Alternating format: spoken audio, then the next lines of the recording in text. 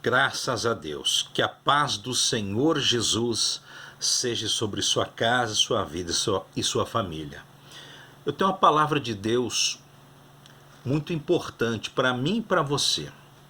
Muitas vezes, você, meu irmão, minha irmã, você ora, você busca Deus, eu e você. Lemos a palavra, nos alimentamos da palavra, tentamos se santificar, levar uma vida santa, e muitas coisas ainda não se resolvem. E a resposta está na própria palavra de Deus. Eu estava orando cerca de 1 hora atrás, e orando, buscando, e você sabe que a gente começa falando com Deus, e com a oração continuada, o próprio Deus vai pôr as palavras dele na nossa boca. E o Senhor me impeliu sobre sabedoria. Muitas vezes o que falta para mim e para você não é santificação, não é oração, não é muita leitura da palavra. Tudo isso tem que ser feito. Buscar Deus, congregar, servir a Deus, tem que ser feito. Mas muitas vezes, em certas circunstâncias da nossa vida, o que nos está faltando é a sabedoria. E Deus me deu esse tema, a verdadeira sabedoria para a vida diária. A vida diária, com o nosso cônjuge, com os nossos filhos, com o patrão, com o empregado, com pessoas, com irmãos da igreja, enfim. No dia a dia, a sabedoria é importante. Então, eu vou ler aqui para mim, para você, o texto sagrado. Presta atenção, olha que tremendo. Provérbios, capítulo 3, versículo 21. Meu filho, que estas coisas não se afastem dos seus olhos, ou seja, guarda isso no teu coração, na tua vida, guarda como algo precioso. Esteja diante de ti isso. O que? Guarde a verdadeira sabedoria e o discernimento. A verdadeira sabedoria, porque tem a falsa. Versículo 22, porque serão vida para a sua alma, e enfeite, graça para o seu pescoço. Favor de Deus virá através da sabedoria. Versículo 23, então você andará seguro no seu caminho. Quantas pessoas estão se sentindo inseguras? E quando temos a sabedoria de Deus, nós vamos andar o quê? Seguros. E o seu pé não tropeçará. Eu tenho certeza, se eu perguntar, quantos tropeços já tivemos? Quantas atitudes erradas, decisões erradas nós tomamos na vida pessoal, no comércio, enfim, e trouxe consequências ruins. Versículo 24. Quando se deitar, você não terá medo. Quantas pessoas não conseguem deitar para dormir? Deitam, mas não dormem. Porque a cabeça não para de pensar. Como que eu vou fazer? Como que eu vou pagar aquela conta? Como que eu vou comprar? Como que eu vou pagar o fornecedor? E o meu filho, a minha mulher, o meu marido, a igreja, e aquele membro... Aí aquele pastor, tem isso ou não tem? Então Deus está dizendo, se nós tivermos a sabedoria dele, nós vamos nos deitar sem medo do amanhã, porque sabemos que Deus cuida de nós. Sim, você se deitará. Aqui Deus está falando, tem gente que não consegue dormir, fica zanzando pela casa. Deita, daqui a pouco levanta, vai para a cozinha, toma um leite, senta, pensa, volta para a cama. Quantas pessoas estão assim? Isso não é vida, não. Isso não é a vida de Deus. E o seu sono será tranquilo, tranquilo. Tem pessoas que sonham com o que estão vivendo. Não temerá o pavor repentino. Quem? Quem guarda a verdadeira sabedoria e o discernimento. Não temerá o pavor repentino, nem as desgraças dos ímpios quando vier. Ou seja, você vai ouvir coisas, você vai ver coisas acontecendo no mundo. Mas Deus está dizendo, eu estou guardando você. Olha o versículo 26 que encerra. Porque o Senhor será a sua segurança, e Ele não te deixará. Olha aqui, ó. Porque o Senhor será a sua segurança, e Ele não deixará. Tudo isso através da verdadeira sabedoria. Eu estava aqui, Deus deu a palavra pelo Espírito Santo, mas nós temos que buscar o conhecimento. Oséias 4:6. Meu povo é destruído porque lhe falta conhecimento.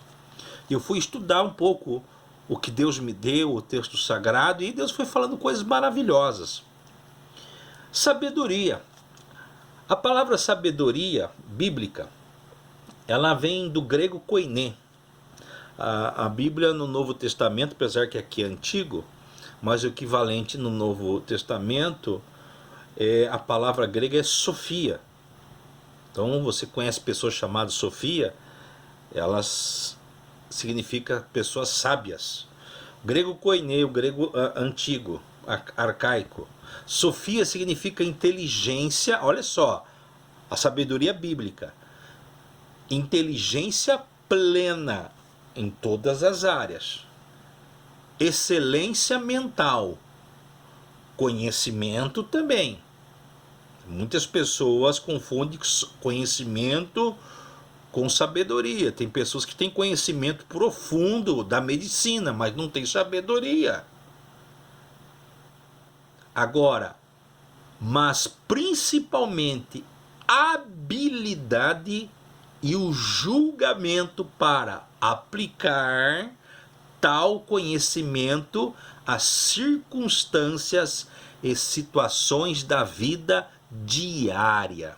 Tremendo, não é? É verdade ou não é? Muitas vezes você levanta de manhã, você vai lá, busca Deus, você ali faz um propósito de um jejum com Deus, e de repente no seu trabalho, na sua casa, na igreja, em algum lugar, vem alguma coisa contrária, e ali parece que jogou tudo por terra o que você fez. E é nesse momento que nós precisamos do quê? Da sabedoria. Sabedoria também é equilíbrio.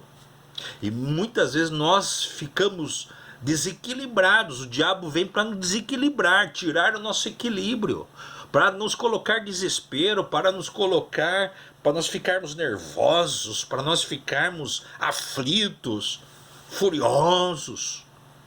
Então, Deus está dizendo que nós precisamos dessa sabedoria. Pastor, mas como que eu adquiro essa sabedoria? Lendo a palavra de Deus e a estudando. Jesus Cristo disse: examinai as Escrituras. O que é examinar? Quando você vai num médico de verdade, ele vai te examinar. Ele vai ver, abra a boca, ele vê o ouvido, ele vê os olhos, ele escuta o coração, ele ausculta o pulmão, ele aperta a barriga, é uma minúcia. Então, o próprio Jesus, examinai as Escrituras. Então, o que está acontecendo hoje com a maioria dos evangélicos, que eles não querem estudar a palavra nem ler, eles querem o quê? Alguém que chegue aqui, olha, Deus está me mostrando, olha um carro vindo. Gente, eu começo a fazer isso, se eu começar a fazer isso, vai aumentar o número de pessoas me vendo em live. E você acha que no meio de 100, 200, 300 mil pessoas não tem alguém em certas condições? Tem. Então, e a vida da pessoa não muda. Parece um horóscopo gospel. A pessoa, certa feita aí, nos tempos das eleições, eu disse pela palavra de Deus, pelo conhecimento bíblico, que Bolsonaro não iria ganhar as eleições, por mais que eu desejei que ele ganhasse. Eu queria que ele ganhasse. Mas estavam fazendo dele um mito na igreja, um Deus na igreja, né? E Deus, como ele é zeloso com a sua casa, ele não permitiu, não. E antes de acabar as eleições, eu disse, gravei, falei, ele não vai ganhar as eleições. Não é revelamento, conhecimento bíblico. Porque se ele ganhar, é porque Deus abandonou a igreja brasileira. Então, graças a Deus, Deus não abandonou.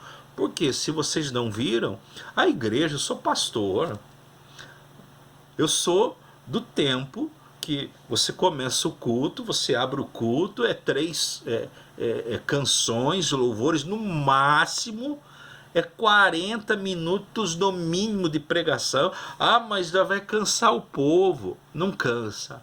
A palavra, quando vem de Deus e ela é inspirada, você prega com a graça de Deus, com a unção de Deus, o povo não se desliga, não. O povo não se desliga. E depois o que? Oração, clamor, sinais tem que ter na igreja, no meio do povo, tem que ter milagres.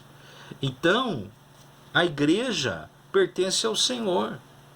E eu disse, pelo que conhecimento bíblico, que Bolsonaro não ganharia, mesmo desejando. E realmente não ganhou. E uma vez eu fui a um supermercado, veja bem, e conversando com a pessoa falou, não, ele vai ganhar porque eu sigo o profeta tal, e esse profeta eu sigo, nele eu confio. Eu falei, então a senhora vai ver que não vai se cumprir, não. Quantas pessoas estão me ouvindo agora que ouviram já profetadas, todo dia ouvindo aquele profeta, aquele profeta, e nada aconteceu? Tá aí, não aconteceu nada, e não ia acontecer mesmo, não ia acontecer. Aí eu entrava para ver os comentários, depois de tudo o reboliço, que Bolsonaro não ganhou, que viajou para os Estados Unidos e não voltou até agora. Aí gente dizendo assim, que perdeu a fé em Deus, que desserviço fizeram para o Evangelho, fizeram um desserviço. Eu estou trazendo para você a palavra de Deus. Você quer mudança na sua vida? Você quer mudança na sua casa? Você quer mudança na sua igreja? Você quer mudança no seu trabalho, na sua vida como um todo? Só tem um caminho, palavra de Deus. Porque pela palavra de Deus você começa a conhecer a Deus. Pela palavra de Deus você começa a ter os pensamentos de Deus. E quando você tem os pensamentos de Deus, você olha uma situação, você vai pensar conforme o pensamento de Deus. Pastor, nós podemos pensar igual Deus pensa? Podemos. E daqui a pouco eu vou te mostrar na Bíblia. Eu estou com a Bíblia aberta.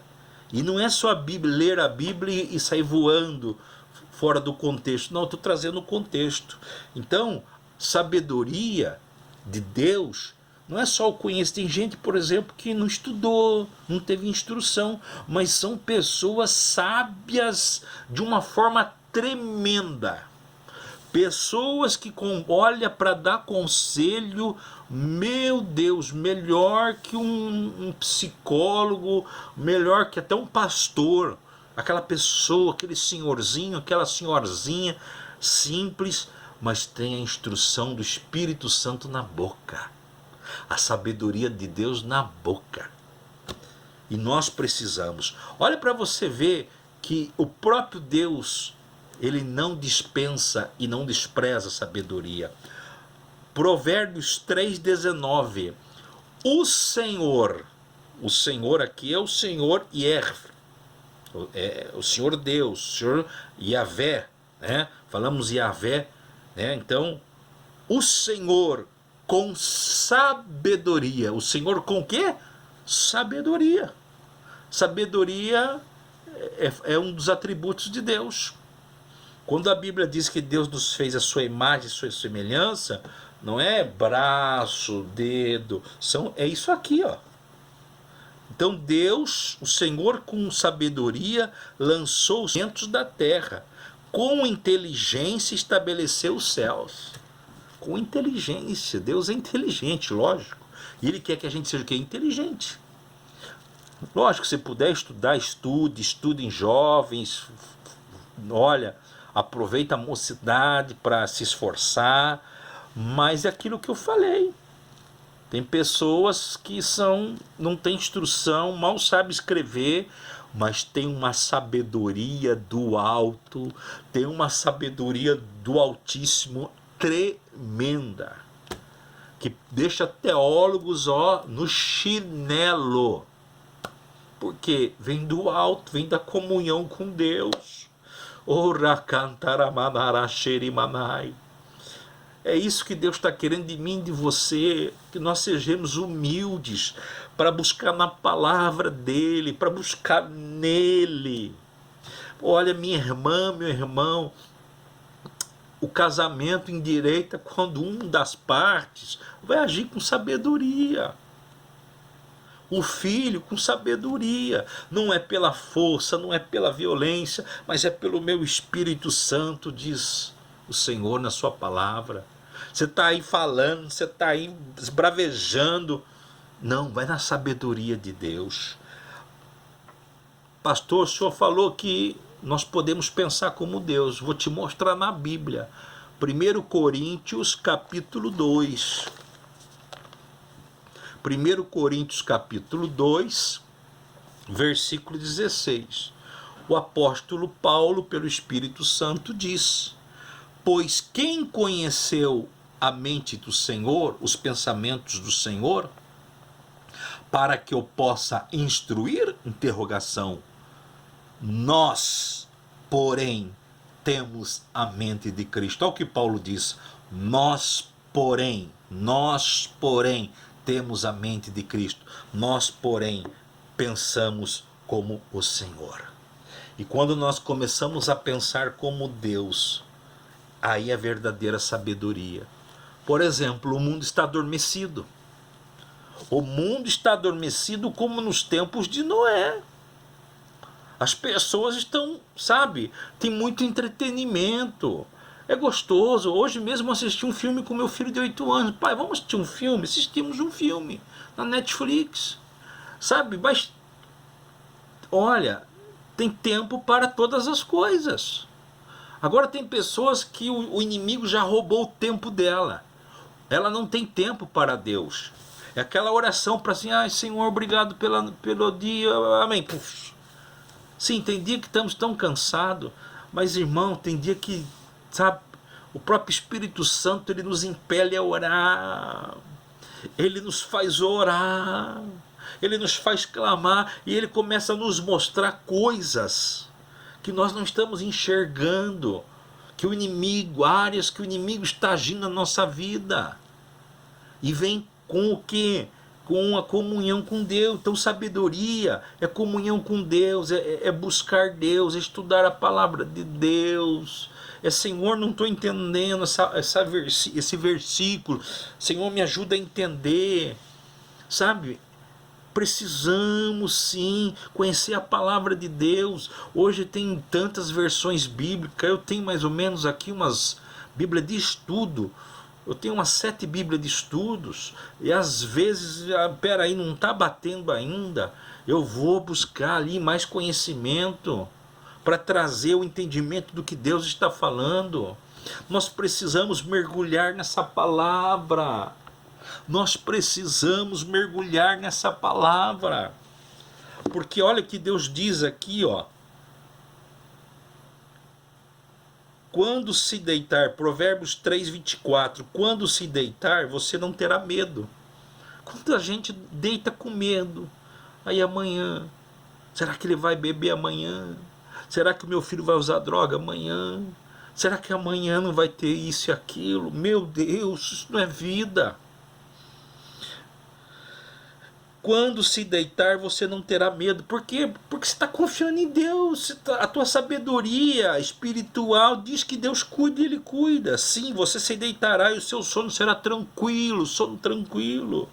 E para encerrar, para orarmos, versículo 26. Porque o Senhor será a sua segurança e Ele não deixará. E Ele não te deixará. Provérbios 3, versículo 26. Para encerrar, Deus diz aqui: eu sou a tua segurança.